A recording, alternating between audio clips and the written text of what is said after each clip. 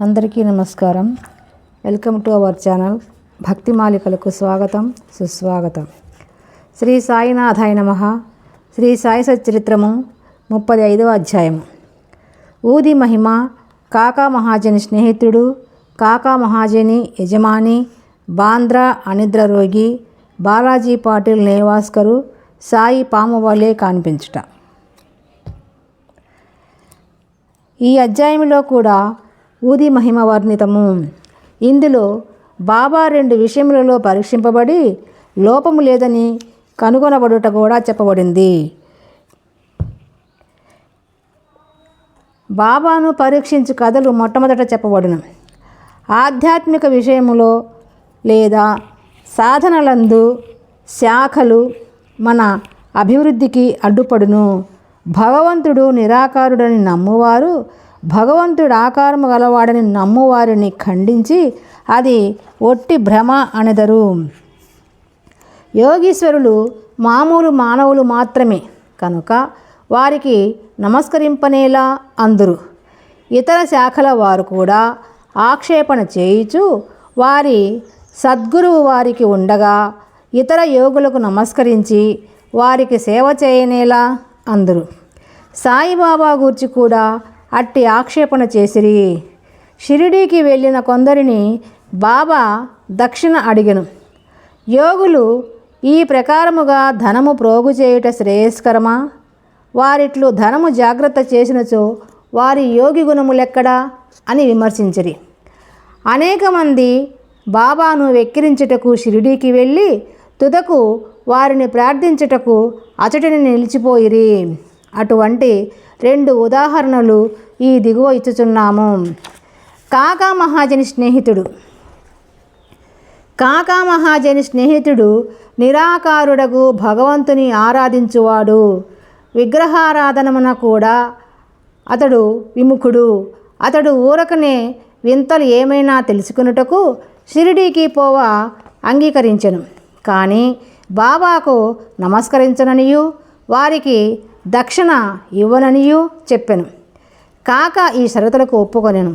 ఇద్దరును శనివారం నాడు రాత్రి బొంబాయి విడిచి ఆ మరుసటి దినము షిరిడీకి చేరిరి.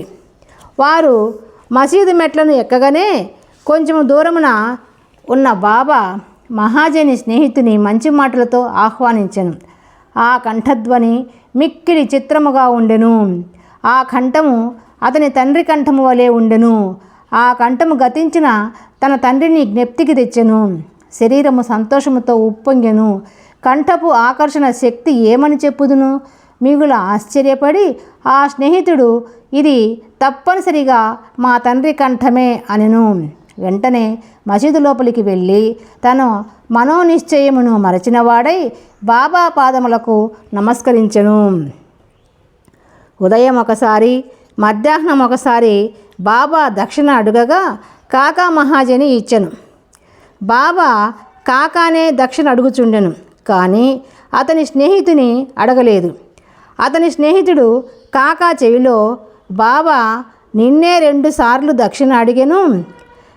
నేను నీతో ఉన్నాను, నన్నెందుకు విడిచిపెట్టుచున్నారు అనెను. నీవే బాబాను అడుగుము అని అతడు జవాబిచ్చెను. తన స్నేహితుడు ఏమని చెవిలో ఊదుచున్నాడని బాబా కాకా మహాజనిని అడుగగా తన స్నేహితుడు తాను కూడా దక్షిణ ఇవ్వవచ్చునా అని అడుగుచున్నాడు అనెను. బాబా నీకిచ్చుటకు మనమున ఇష్టము లేకుండాను కానా నిన్ను అడగలేదు, కానీ ఇప్పుడు నీకిష్టమున్న ఎడల ఇవ్వవచ్చు అనెను. కాకా ఇచ్చినంత అనగా 17 రూపాయలు దక్షిణను అతని స్నేహితుడు కూడా ఇచ్చెను. బాబా అప్పుడు కొన్ని మాటలు సలహా రూపముగా ఇట్లు చెప్పెను. నీవు దానిని తీసివేయము, మనకు మధ్యనున్న అడ్డును తీసివేయము. అప్పుడు మనము ఒకరినొకరు ముఖాముఖి చూచుకొనగలము, కలుసుకొనగలము. పోవుటకు బాబా వారికి సెలవు ఇచ్చెను. ఆకాశము మేఘములతో కమ్మియున్నప్పటికీ వర్షము వచ్చునేమో అను భయము కలుగుచున్నప్పటికీ ప్రయాస లేకుండా ప్రయాణము సాగునని బాబా ఆశీర్వదించెను. ఇద్దరూ సురక్షితముగా బొంబాయి చేరిరి. అతడు ఇంటికి పోయి తలుపు తీయేసరికి 2 పిచ్చుకలు చచ్చిపడియుండెను. ఇంకొకటి కిటికీ ద్వారా ఎగిరిపోయెను. తానే కిటికీలు తెరిచియుంచినచో పిచ్చుకలు రక్షింపబడియుండును. వాని అదృష్టానుసారముగా అవి చచ్చెను. 3వ దానిని రక్షించుటకై బాబా త్వరగా తనను పంపెను అని అనుకొనెను. కాకా మహాజని యజమాని ఠక్కర్ ధరంస్ జటాబాయి హైకోర్టు ప్లీడరు ఒక కంపెనీ కలదు. దానిలో కాకా మేనేజరుగా పనిచేయుచుండెను. యజమానియు మేనేజరును అన్యోన్యముగా ఉండేవారు. కాక షిరిడీకి అనేక సార్లు పోవుట, కొన్ని దినములు అచట నుండి తిరిగి బాబా అనుమతి పొంది వచ్చుట మొదలగునవి ఠక్కరుకు తెలియను. కుతూహలము కోసము బాబాను పరీక్షించు ఆసక్తితో ఠక్కర్ కాకాతో హోలీ సెలవులలో షిరిడీకి పోవ నిశ్చయించుకొనెను. కాకా ఎప్పుడు తిరిగి వచ్చునో అనున్నది నిశ్చయముగా తెలియదు కనుక ఠక్కరు ఇంకొకరిని వెంట తీసుకుని వెళ్ళెను. 3 కలిసి బయలుదేరి బాబాకిచ్చుటకై కాక 2 సేర్ల ఎండు ద్రాక్ష పండ్లు గింజలతో ఉన్నవి దారిలో కొనెను. వారు షిరిడీకి సరైన వేళకు చేరి బాబా దర్శనమునకై మసీదుకు పోయిరి. అప్పుడు అక్కడ బాబాసాహెబు తర్కడుండెను. ఠక్కర్ మీరెందుకు వచ్చితరని తర్కడు అడిగెను. దర్శనం కొరకని తర్కడు జవాబిచ్చెను. మహిమలేమైనా జరిగినవాయని ఠక్కర్ ప్రశ్నించెను. బాబా వద్ద ఏమైనా అద్భుతములు చూచుటకు తన నైజము కాదనియు, భక్తులు ప్రేమతో కాంక్షించినది తప్పక జరుగుననియు తర్కడ్ చెప్పెను. కాక బాబా పాదములకు నమస్కరించి ఎండు ద్రాక్ష పండ్లను అర్పించెను. బాబా వానిని పంచిపెట్టుమని ఆజ్ఞాపించెను. ఠక్కరకు కొన్ని ద్రాక్షాలు దొరికెను. అతనికి అవి తినుటకు ఇష్టం లేదు. ఎందుచేతననగా తన వైద్యుడు కడిగి శుభ్రపరచనిదే ద్రాక్షలు తినకూడదని సలహా ఇచ్చియుండెను. అప్పుడు అతనికి ఇది సమస్యగా తోచెను. తనకు వానిని తినుటకు ఇష్టము లేదు, కానీ బాబా తినుటకు ఆజ్ఞాపించుటచే పారవేయలేకుండెను. పారవేసినట్లయితే బాగుండదని వానిని నోటిలో వేసుకునెను. గింజలనేమి చేయవలెనో తోచకుండెను. మసీదులో గింజలుమ్మి వేయుటకు జంకుచుండెను. తన ఇష్టమునకు వ్యతిరేకముగా తుదకు గింజలు తన జేబులోనే వేసుకునెను. బాబా యోగి అయినచో తనకు ద్రాక్ష పండ్లు ఇష్టం లేదని తెలియదా? బాబా వాని నేల బలవంతంగా ఇచ్చెను. ఈ ఆలోచన అతని మనసున తట్టగానే బాబా ఇంకనూ మరికొన్ని ద్రాక్ష పండ్లు ఇచ్చెను. అతడు వానిని తినలేదు, చేతిలో పట్టుకొనెను. బాబా వానిని తినుమనెను. వారి ఆజ్ఞానుసారము తినగా వానిలో గింజలు లేకుండెను. అందుకతడు మిగులు ఆశ్చర్యపడెను, అద్భుతములు చూడలేదనుకున్నెను. కాన అతనిపై నీ అద్భుతము ప్రయోగింపబడెను. బాబా తన మనస్సును కనిపెట్టి గింజలు గల ద్రాక్ష పండ్లను గింజలు లేనివానిగా మార్చివేశను. ఏమి ఆశ్చర్యకరమైన శక్తి! బాబాను పరీక్షించుటకు తర్కడుకు ఎట్టి ద్రాక్షాలు దొరికినని అడిగెను. గింజలతో ఉన్నవి దొరికినని తర్కడు చెప్పెను. ఠక్కరు ఆశ్చర్యపడెను. తన యందు ఉద్భవించుచున్న నమ్మకము దృఢపరచుటకై బాబా యథార్థముగా యోగి అయినచో ద్రాక్ష పండ్లు మొట్టమొదట కాకాకివ్వవలనని అనుకునెను. అతని మనస్సునందున్న ఈ సంగతి కూడా గ్రహించి బాబా కాకా వద్ద నుంచి ఎండు ద్రాక్షల పంపిణీ ప్రారంభింపవలయునని ఆజ్ఞాపించెను. ఈ నిదర్శనములతో ఠక్కరు సంతృష్టి చెందెను. శ్యామ ఠక్కరును కాక యజమానిగా బాబాకు పరిచయం చేసెను. అందుకు బాబా ఇట్లనెను, అతడెట్లు వానికి యజమాని కాగలడు? అతని యజమాని వేరొకరు గలరు. కాక ఈ జవాబుకు చాలా ప్రీతి చెందెను. తన మనోనిశ్చయము మరచి ఠక్కరు బాబాకు నమస్కరించి వాడాకు తిరిగిపోయెను. మధ్యాహ్న హారతి అయిన పిమ్మట వారందరూ బాబా వద్ద సెలవు తీసుకున్నట్టుకు మసీదుకు పోయిరి. శ్యామ వారి పక్షమున మాట్లాడెను. బాబా ఇట్లు చెప్పదొడంగెను. ఒక చంచల మనస్సు గల పెద్ద మనుషుడుండెను. అతనికి ఆరోగ్యము ఐశ్వర్యము కూడా ఉండెను. ఎట్టి విచారములు లేకుండెను. అనవసరమైన ఆరాటం పైన వేసుకొని అక్కడక్కడ తిరుగుచూ మనశ్శాంతిని పోగొట్టుకొనుచుండెను.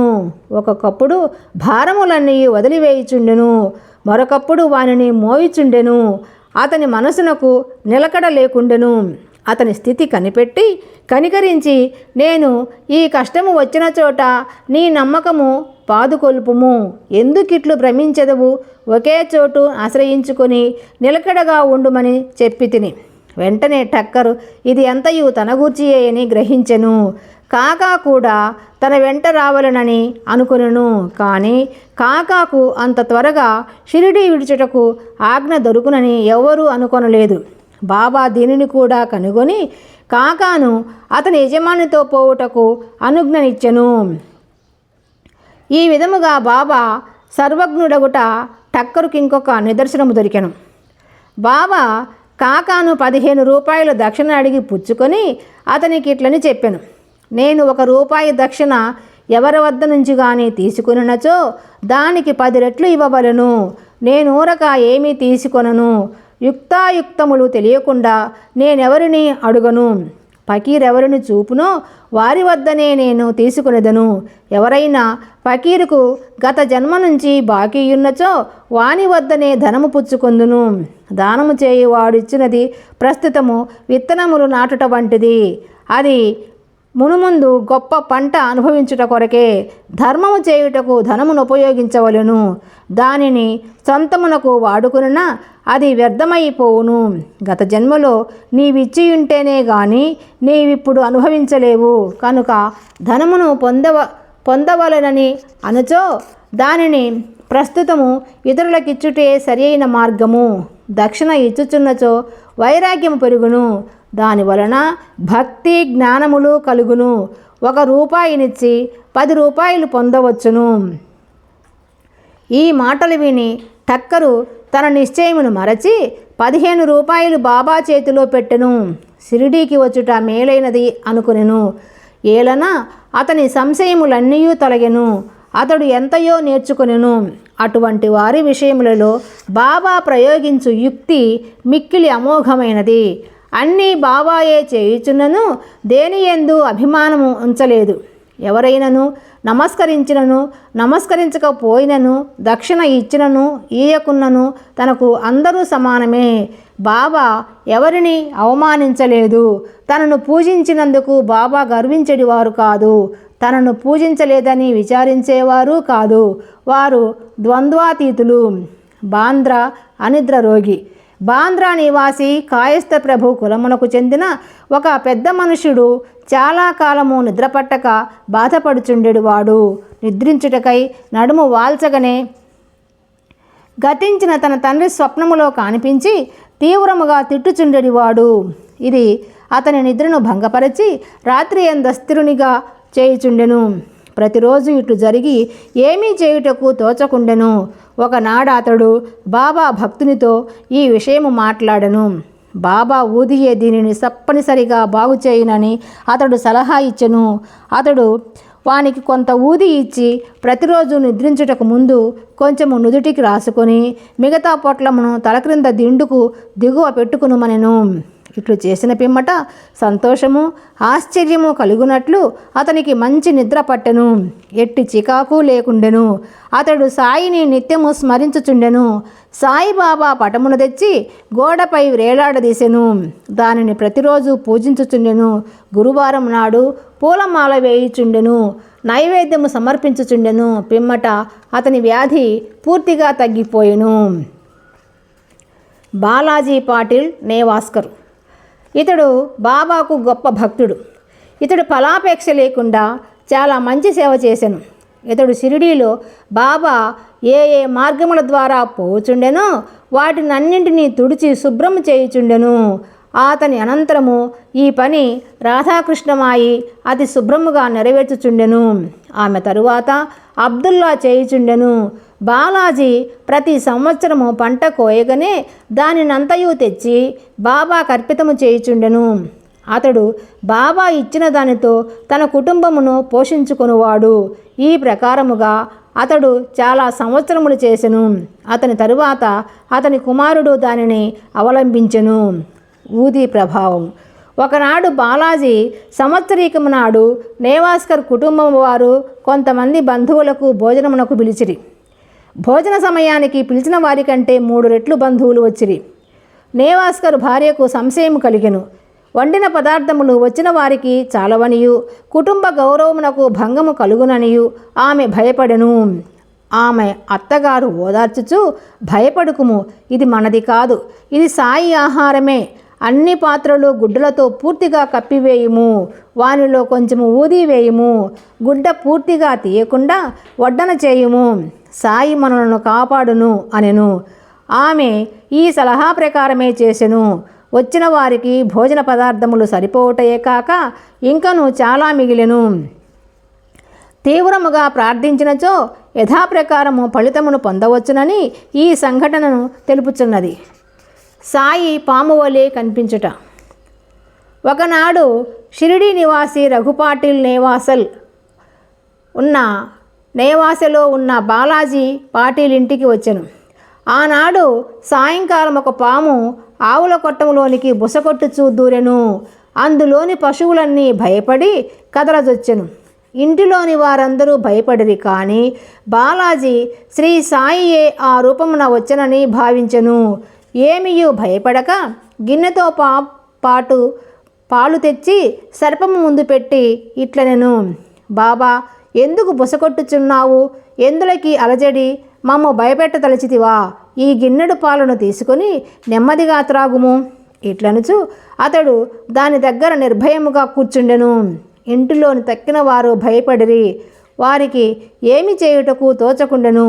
కొద్దిసేపటిలో సర్పము తనంతట తానే మాయమైపోయెను. ఎంత వెతికినను కనిపించలేదు. బాలాజీకి 2 భార్యలు, కొంతమంది బిడ్డలు ఉండిరి. బాబా దర్శనమునకై వారు అప్పుడప్పుడు షిరిడీకి పోచుండెడివారు. బాబా వారి కొరకు చీరలు, బట్టలు కొని ఆశీర్వచనములతో ఇచ్చుచుండెడివారు. 35వ అధ్యాయము సంపూర్ణము. సద్గురు శ్రీ సాయినాథర్పణమస్తు. శుభం భవతు. ఈ వీడియో మీకు నచ్చినట్లయితే లైక్ చేయండి, షేర్ చేయండి, సబ్స్క్రైబ్ చేసుకోండి. మీ అభిప్రాయాలను కామెంట్ రూపంలో తెలియజేయండి.